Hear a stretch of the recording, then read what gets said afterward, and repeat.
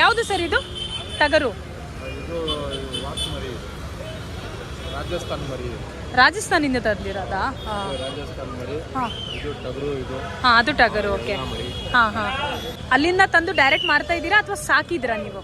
Direct ತಂದು ಮಾಡ್ತಾ ಇದ್ದೀವಿ. ಅಲ್ಲಿಂದನೇ ಡೀಲಾ? ರೇಟ್ ಹೇಗೆ?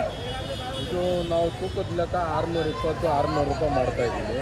ಹಂಗೆ ಮರಿ ಬೇಕಂದ್ರೆ 48,000 45,000 ಮರಿ ಏನ್ ತಗೋತೀರಾ ಹಂಗೆ ಆ ರೀತಿ ಕ್ವಾಲಿಟಿ ಮೇಲೆ ಬೆಲೆ. Okay okay. ನೋಡಿ ಇದೊಂದು ವಿಶೇಷ ತಳಿ ಅನಿಸ್ತು. ಇದು ರಾಜಸ್ಥಾನದಂತೆ.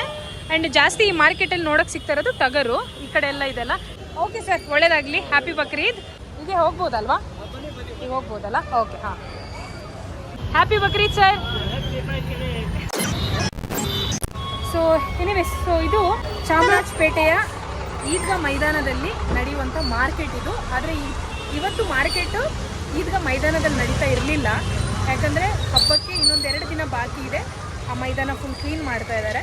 ಹಾಗಾಗಿ ವ್ಯಾಪಾರ ಮಾಡೋರೆಲ್ಲ ರೋಡ್ ಸೈಡಲ್ಲಿ ಮಾರ್ತಾ ಇರೋದ್ರಿಂದ ಪ್ಲೇಸ್ ತುಂಬ ಕಂಜೆಸ್ಟೆಡ್ ಇದೆ. ಆ್ಯಂಡ್ ಆ ಕಡೆ ನೋಡಿ, ಆ ಕಡೆ ಅಂದರೆ ಈ ಕಡೆ ಎಲ್ಲ ಫುಲ್ಲು ವೆಹಿಕಲ್ಸು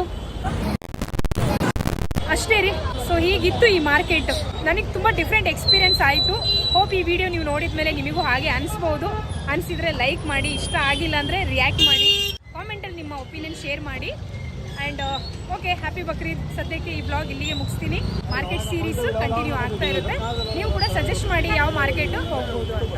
ಓಕೆ, ಹೋಗ್ಬರ್ತೀನಿ. Happy Bakrid. Thank you so much. Bye. Market enter ಆದ ತಕ್ಷಣವೇ ಈ ಮಾರ್ಕೆಟಲ್ಲಿ ಹೀಗಿರುತ್ತೆ ಅಂತ ಹೇಳಿದವರು ಅವರೇ. ಸೊ ಅವರನ್ನು ನಮ್ಮ ಚಾನಲಲ್ಲಿ ತೋರಿಸೋಣ ಅಂತ ಇವಾಗ ಬಾಯ್ ಮಾಡಿ ಈ ಬ್ಲಾಗ್ನ ಮುಗಿಸ್ತಾ ಇದ್ದೀನಿ. ಸೊ ಹೊಡೋಣ.